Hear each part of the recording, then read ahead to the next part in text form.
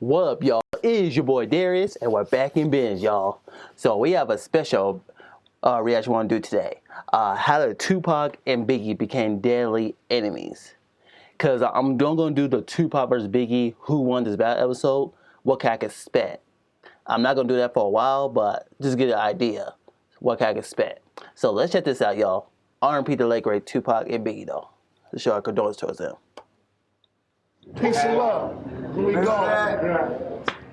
Who shot you? Separate the weak from the opposite. Trust nobody. If you was to get shot 5 times, mine is that's completely spinning, you know what I'm saying? You're real confused about your situation. I'd like to tell Tupac to keep his guards up. We ride with him. And we will bring a new government here that will feed every person in New York. He felt he was gonna die soon. Yeah.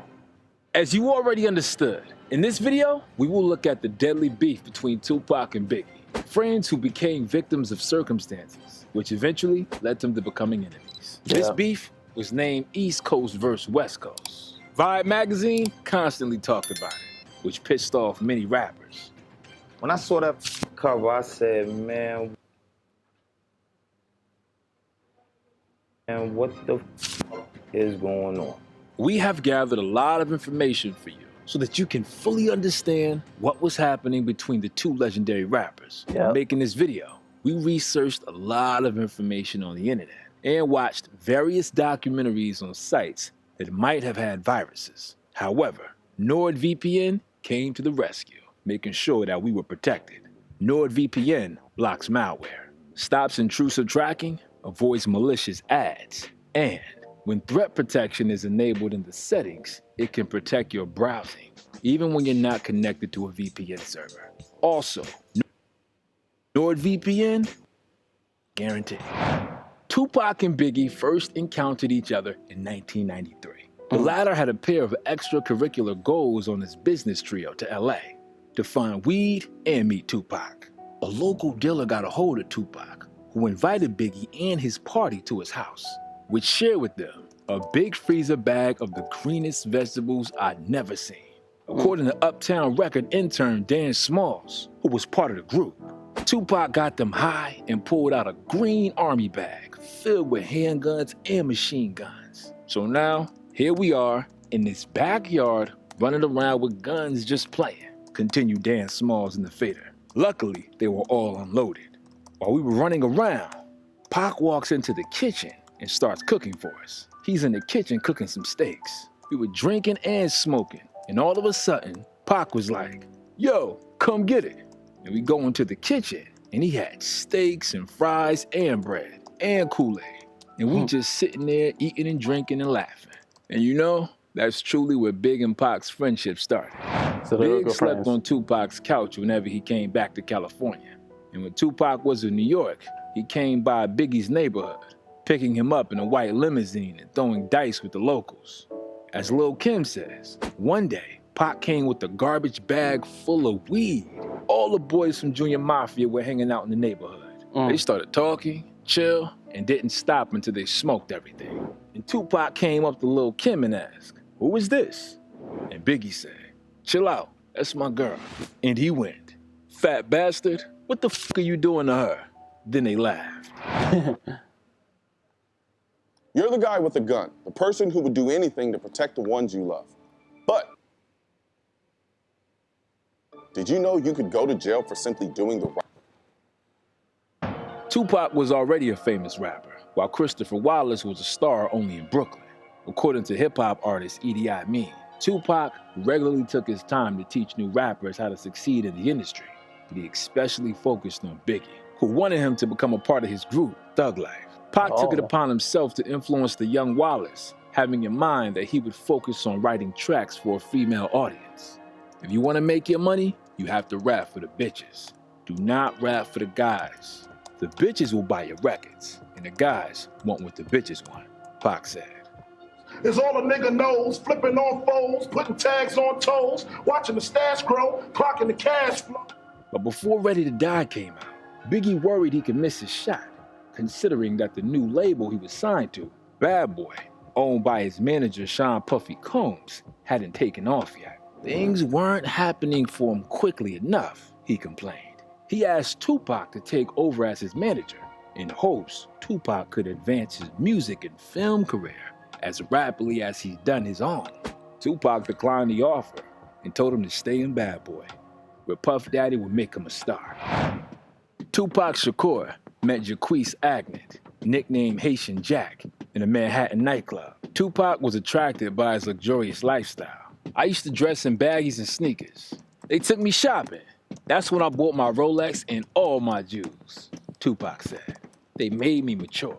They introduced me to all these gangsters in Brooklyn. One day, Tupac said to me, "I'm glad I met you when I did, because it really helped with the character that I was working on," Jack recalls on Hip Hop Uncovered. Then I said, "You got something for me?" He was like, "Yeah, man, just your swagger, the way you handle yourself, how everybody's always around you." That was important for me to see that happens, that people gravitate to a gangster. However, Biggie warned him that he was a shady guy. On November 18, 1993, during a party, Tupac met 19-year-old Ayanna Jackson, with whom he spent the rest of the night. A few nights later, Haitian Jack informed Pac that Jackson was coming back over. Tupac said Jack was making everyone drinks in what appeared to be an evening that was nothing out of the ordinary. Biggie Smalls was reportedly there, waiting to accompany Shakur to a New Jersey show, but he left shortly after Jackson's arrival. And had sex with Tupac that night while I was on top of him. Then he... Oh, I can't stand this woman. She got on my nerves. Everything about her story was a lie. I'm just letting you guys know that I'm gonna leave the description below so y'all can know what I'm talking about. Go watch the Delon Jackson interview with Vlad TV. Everything about it is a lie. He got up and he left. According to Jackson, she and Tupac were in his bedroom alone when other men entered and they proceeded to rape her. Tupac said that when the other men walked into the room, he left, feeling weirded out by the group setting. He said he talked with his publicist in another room, felt groggy, and went to sleep. He awoke to Jackson yelling at him for allowing them to assault her. Before the cases against Pac and the other two men were brought to court, Haitian Jack pleaded guilty and received a lenient sentence. The only way I've been practicing my whole life to live my life is to be responsible for what I do. I don't know how to be responsible for what every black male did. Print the facts so everybody can sort it out. My life is ruined because nobody has a chance to get the facts.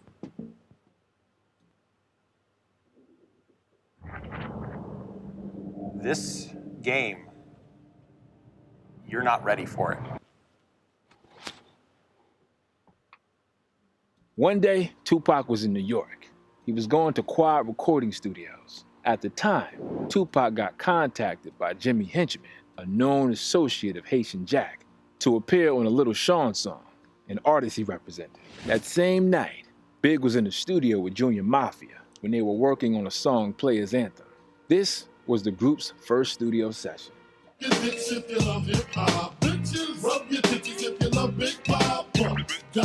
Lil C's was smoking on the balcony and saw Tupac walking in with the red bandana.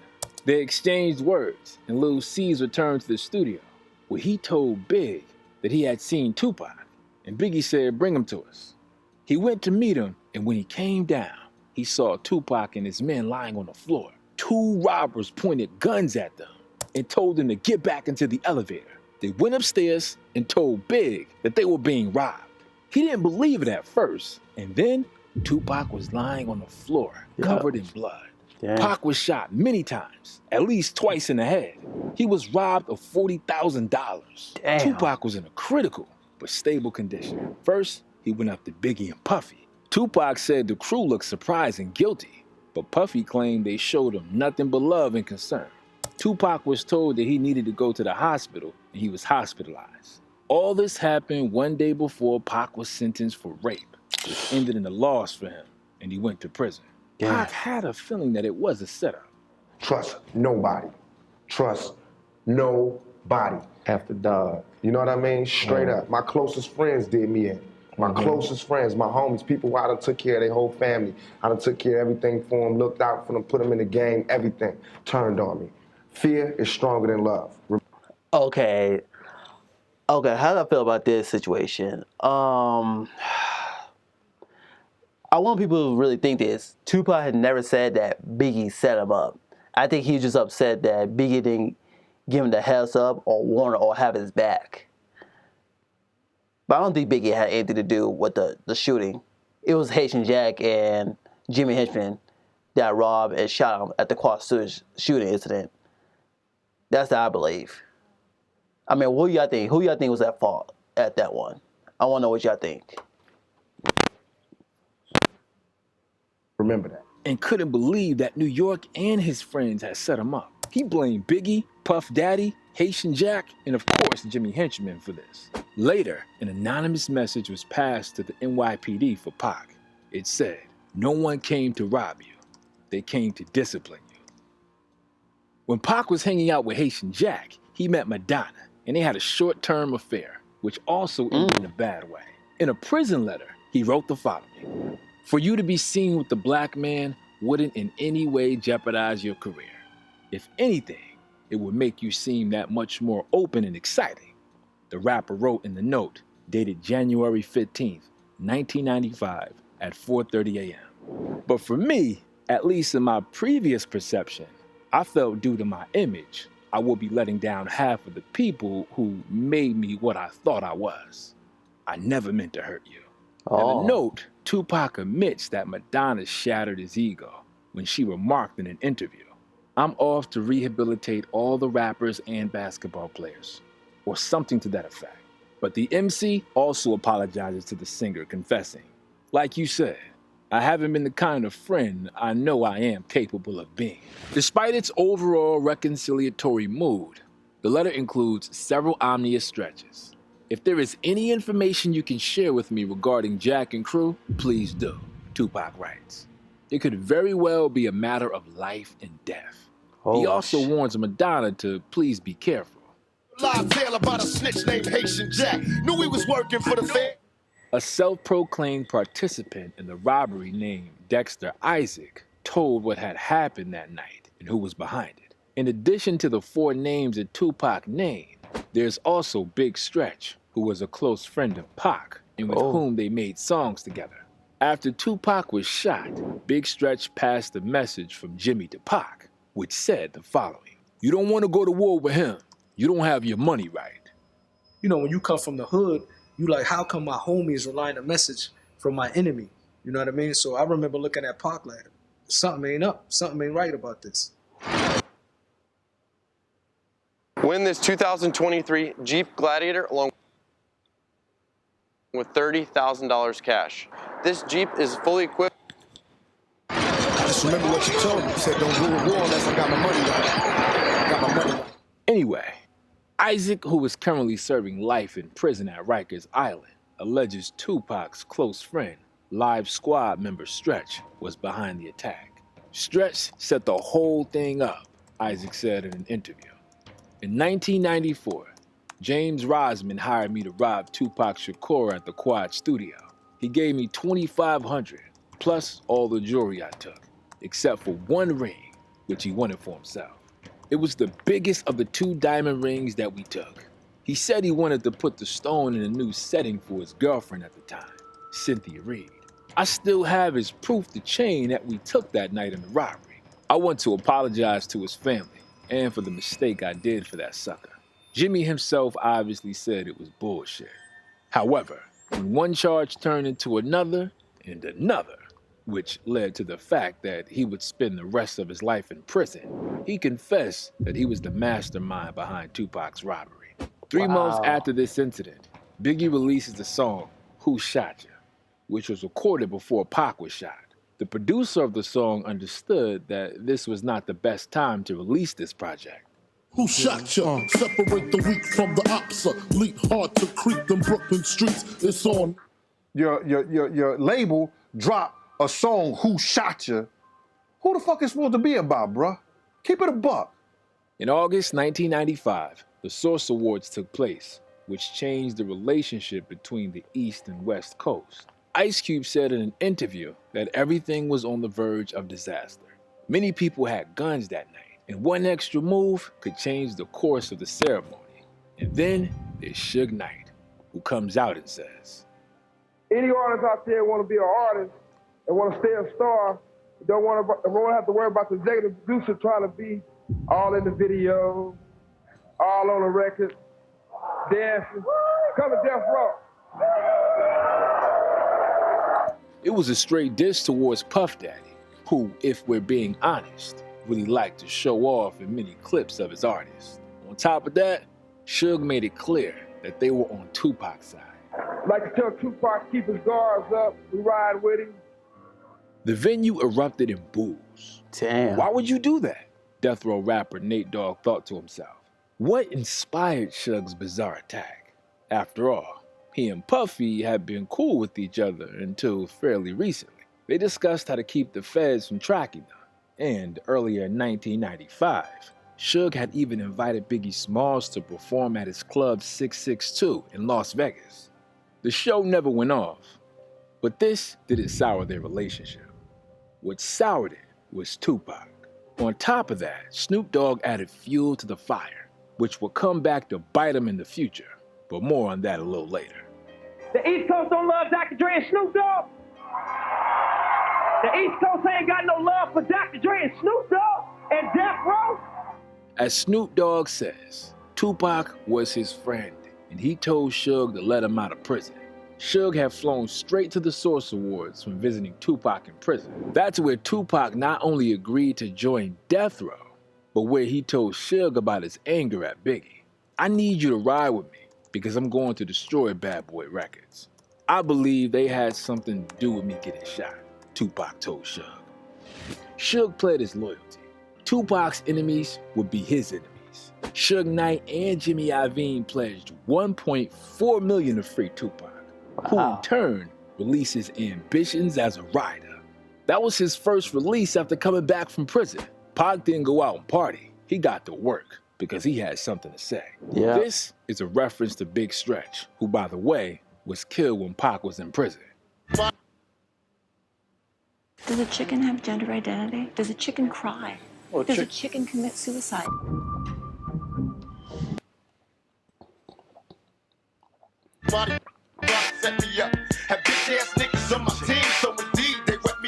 Many people are of the opinion that this was revenge for Tupac, but Pac himself was not involved in the murder, especially since he did not want him dead.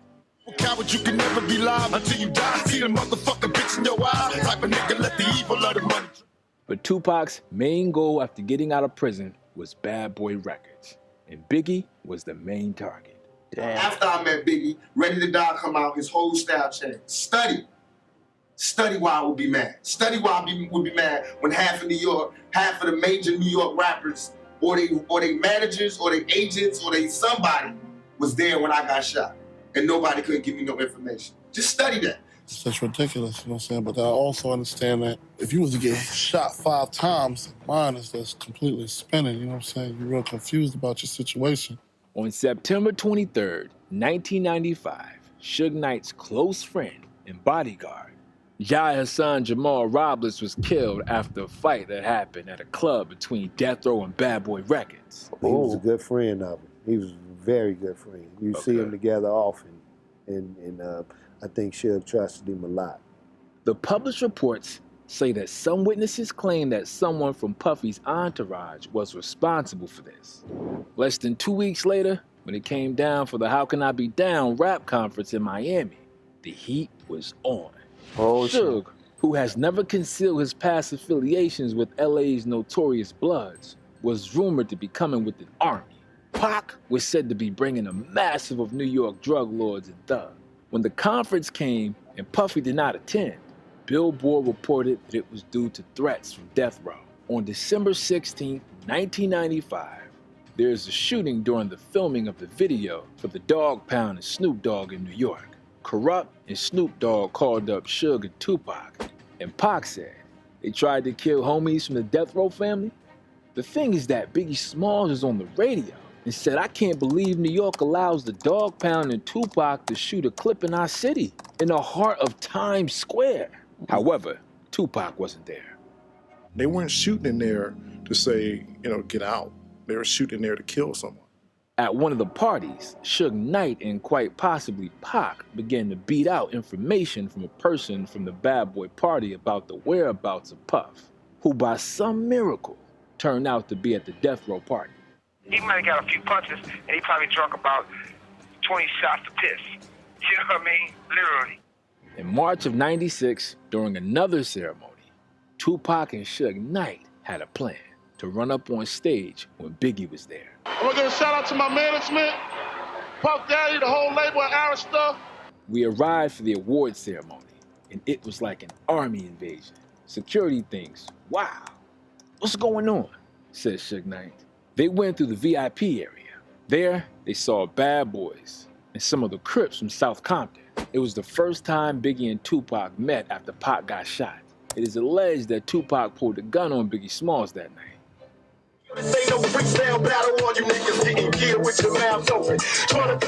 After recording at the studio, security guard Frank Alexander said in an interview that he had asked Tupac, "Did you ever hear what you recorded?"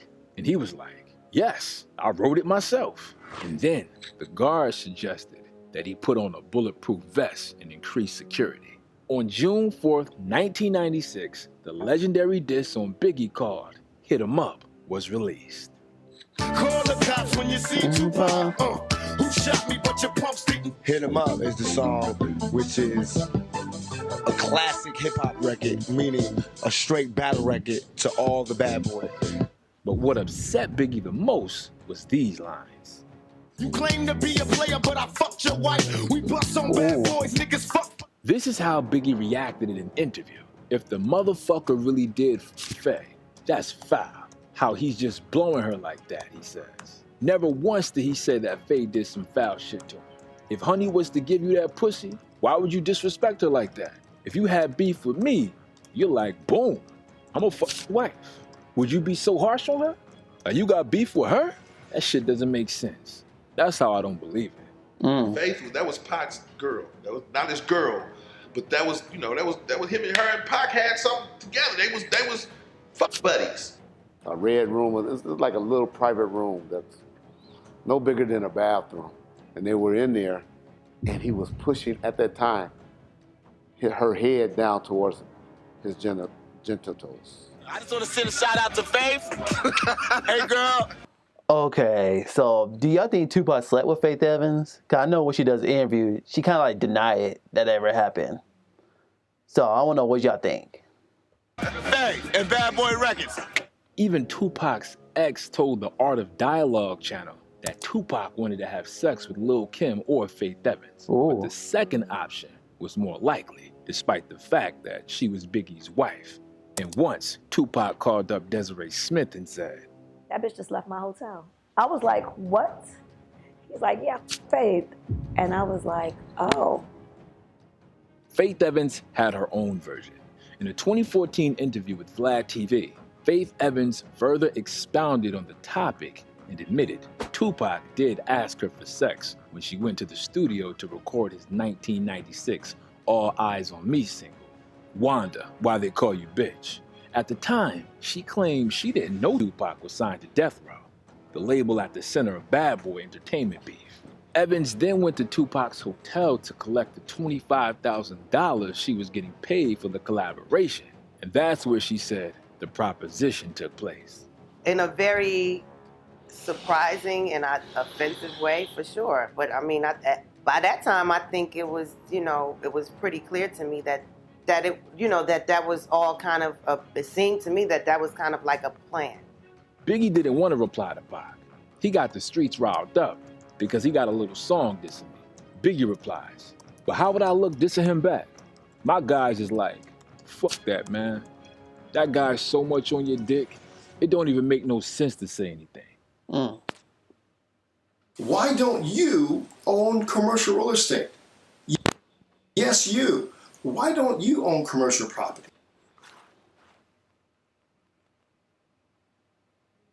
So I knew he knew what happened. So I was like, "Biggie, what happened?" He kept sending me messages like a bitch, you know, like, "I'm gonna come see you." No, nigga, what happened? And that's why they all, you know, it's Biggie and them, they're not riding. That's why what I'm doing, I know what I'm doing. I'm destroying them. I fucked his wife, I'm fucking them in the game, I'm destroying them. He lives by the rules of the game. He lives off a mafia image. We will bring a new government here that will feed every person in New York. Tupac dated Kydada Jones in the middle of 1996, according to a 1997 Vanity Fair article, while Tupac was in New York for the MTV Awards in September. The two had been discussing a trip to Hawaii and talking about having a baby together. But when Tupac returned to Los Angeles on September 7th, he and Kydada first went to Las Vegas. Tupac was joining Knight at a Mike Tyson boxing match being held that night at the MGM Grand. Kydada helped Pac pack for the trip. When she asked if he wanted to bring the bulletproof vest he often wore, he answered that it would be too hot to wear it. Tupac watched ringside with Knight as Tyson won his match in less than 2 minutes. In the casino afterward, Tupac fought with Orlando Anderson, a Crips gang member. Anderson was pushed to the ground and kicked before security guards intervened. However, no official complaint was filed, and everyone involved in the brawl departed the hotel. A fight broke out because Orlando stole the Death Row Records chain, for which a reward was promised. Tupac returned to his hotel room, seeing Jones as he changed clothes. She hadn't attended the match. He left her to head to Knight's house. Then, he and Knight got into a BMW to travel to Club 662. Tupac was scheduled to perform at the club to raise money for a gym that wanted to help kids avoid violence. The bodyguards with them weren't armed, as the necessary permits for their weapons hadn't been filed. On the road, a white Cadillac pulled up alongside Knight's BMW.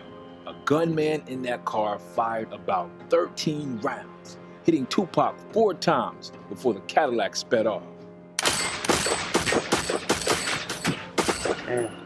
Knight, whose head had been grazed, then drove away in the BMW. However, Knight's vehicle had 2 blown-out tires, so he didn't get far before coming to a stop. I'm driving, telling him I'm going to get to the hospital, kick back. Pac looked at me and said, you know what? You need the doctor more than me. You the one shot in your head. And we laughed the whole time going to find our way to the hospital. Tupac fought for his life for 6 whole days, but unfortunately, he died at the age of 25. Damn. Napoleon said that Tupac wasn't being himself during the last few days of his life. You know, he made us walk around, take pictures. He's like, we just don't have enough. We need pictures for memories. We don't have enough pictures with each other. And then he gave away his jewelry. A couple days later, he passed away. Damn. He's always talking about death. Don't forget you could die, nigga. You die, I could die, we could die. I'ma die. Nigga died. Nigga, you wanna die? Die. Nigga die.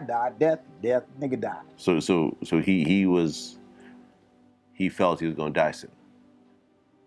Yeah. Damn. I was a tragedy for hip-hop culture. Yeah. In particular, for Biggie. Faith Evans told how B.I.G. called her and burst into tears. I remember Big calling me and crying.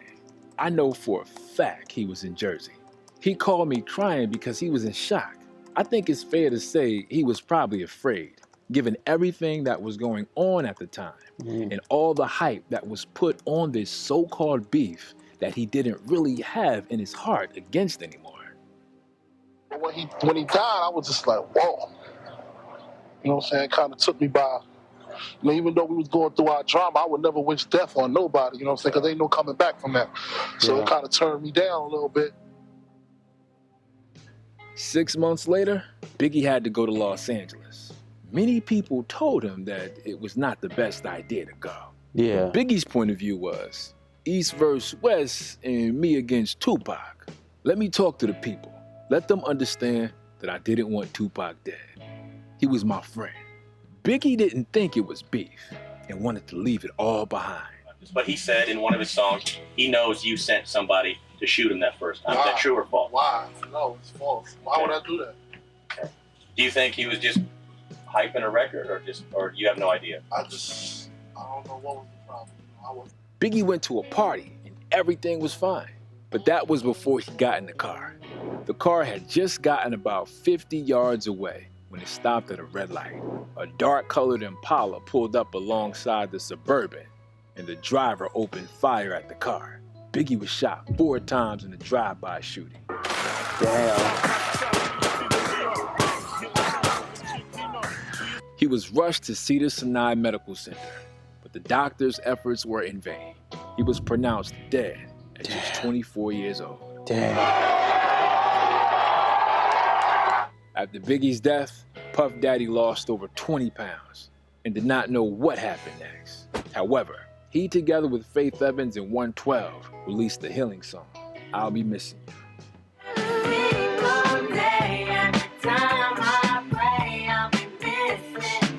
This is the first rap single in history that started at #1 on the Billboard chart.